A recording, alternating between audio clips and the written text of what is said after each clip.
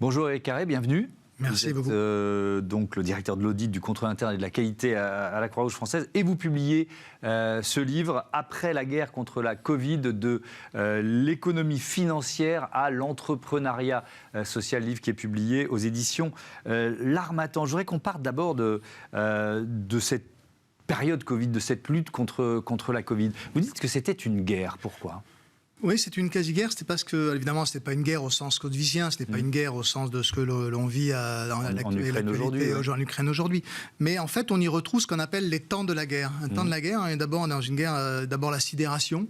Ensuite, après, vous avez une offensive. Il y a un mouvement. Là, ça a été un mouvement vers l'est de la France, vers le Haut-de-France. Il fallait sauver les personnes dans des hôpitaux qui étaient touchés. Ensuite, après, vous avez un temps où c'est le temps de la guerre des tranchées, c'est-à-dire les gens, ça s'arrête. Là, ça a été le confinement. Vous avez même l'exode, vous avez bien vu ce qui s'est passé les quelques jours avant le confinement, les bouchons sur la route. Je reviens pas sur ces éléments-là.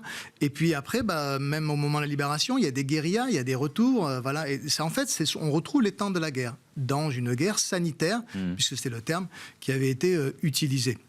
Donc, en fait, les réactions qui sont les réactions de la population sont des réactions quasi similaires.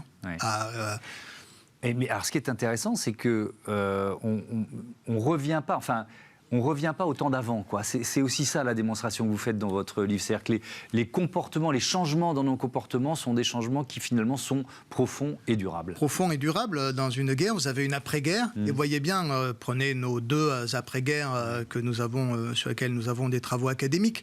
En fait, on ne revient jamais en arrière. Et qu'est-ce qui se passe ? On voit bien même les évolutions. Les évolutions qui prennent leur envol juste après sont celles qui ont permis de gagner la guerre. Si vous prenez la Deuxième Guerre mondiale, que s'est-il passé ? Qu'est-ce qui a été développé après ? Il a fallu déjà réparer. Il faut réparer. Donc vous voyez bien que ce sont des grandes sociétés de construction qui se sont développées. Et parce que ces sociétés se sont développées, en fait, on a changé le modèle du logement en France. Et ensuite, après, qu'est-ce qui a permis de gagner la guerre ? C'est la mobilité, les avions. Et vous voyez bien comment l'avion, la voiture se sont développés après. C'est ce qu'on en avait gagné. On peut revenir. Alors là, si on parle si on parle là des leçons ou des transformation profonde née de la crise Covid, qu'est-ce qui vous semble le plus frappant ? Eh bien, reprenons les éléments. Qu'est-ce qui a été détruit, abîmé ? En fait, c'est le système de santé, et sans polémique aucune. C'est le système de santé, le mode de fonctionnement de la santé, le mode des urgences, la relation aux urgences.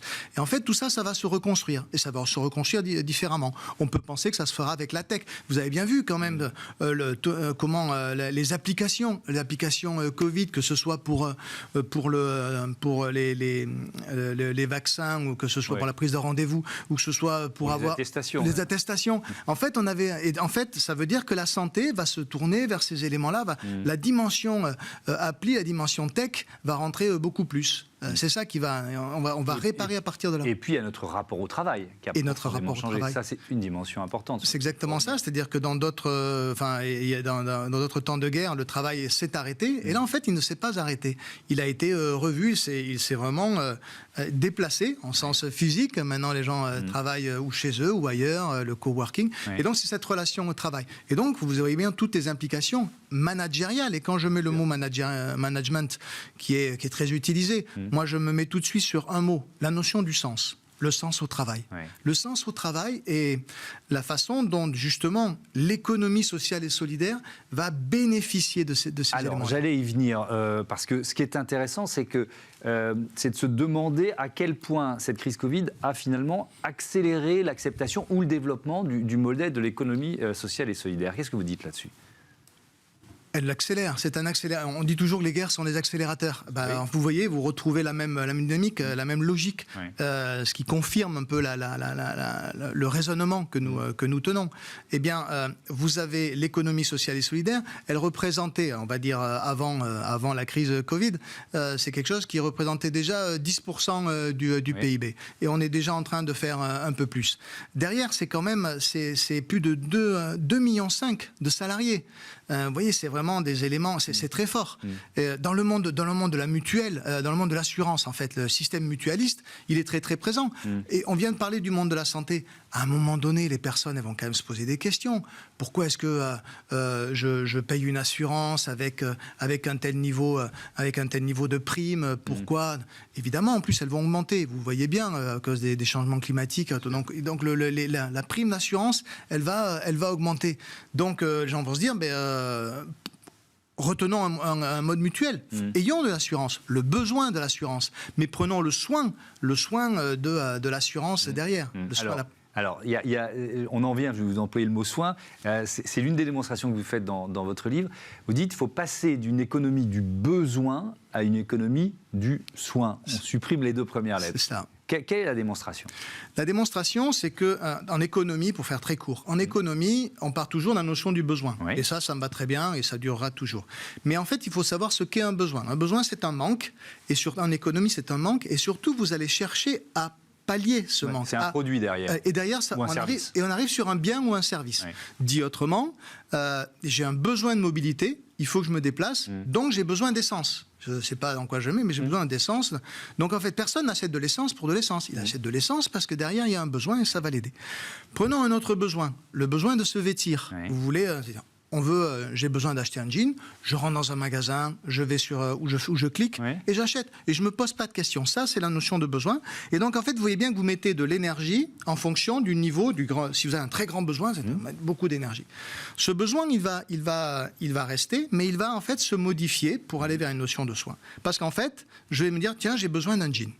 Mais un jean, avant de me dire, me faire passer moi avant, je vais dire, mais un jean, c'est quoi?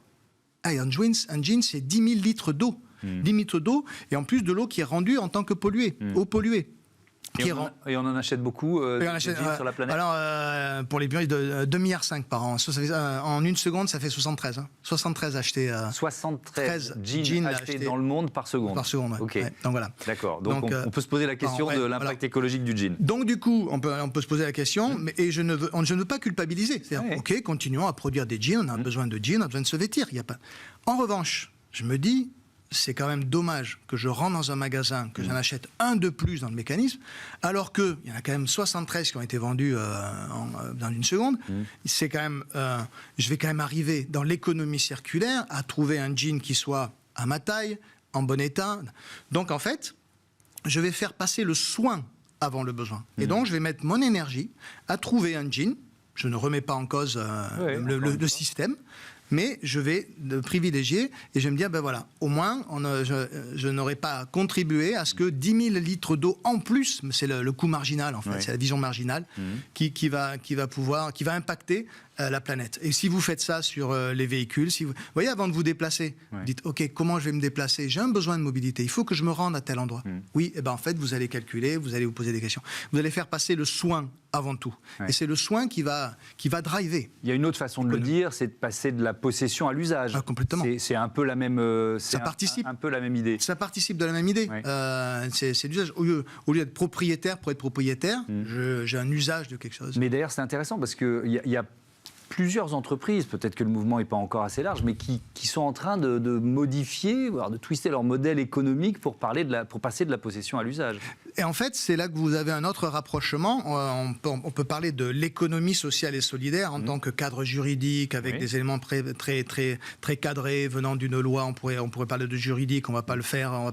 C'est la loi du 21 juillet 2014. OK. Et en fait, puis vous avez de l'autre côté l'économie dite financière, traditionnelle, classique. Et en fait, vous vous rendez compte qu'il y a un rapprochement. Vous vous rendez compte que depuis la loi Pacte, donc en 2019, en fait, vous avez une prise en compte de ces sociétés. Ces sociétés financières se sont posées la question, OK, on ne peut pas aller complètement, on ne peut pas s'intégrer, on ne va pas s'auto-ubériser, quoique, on ne va pas s'auto-ubériser pour entrer dans le SS. Mais quand même, il y a des choses que l'on peut faire. Et avec la loi Pacte, avec la notion de société à mission, la notion de raison d'être, vous avez donc tout cet ensemble qui se rapproche. En fait, vous avez une construction de pont entre l'économie sociale et solidaire et l'économie financière, ce qui fait que vous allez même avoir une évolution, je pense qu'on pourrait avoir une évolution de ESS, économie sociale et solidaire, qui pourrait devenir l'économie du soin et du sens. Économie du soin et du sens. Merci beaucoup encore une fois, Éric Carré. Je rappelle le titre de votre livre, Après la guerre contre la Covid, de l'économie financière à l'entrepreneuriat social, coécrit avec Hubert Landier et publié aux éditions L'Harmattan. Merci à vous. Encore. On passe à notre débat tout de suite, les innovations en matière d'énergie renouvelable.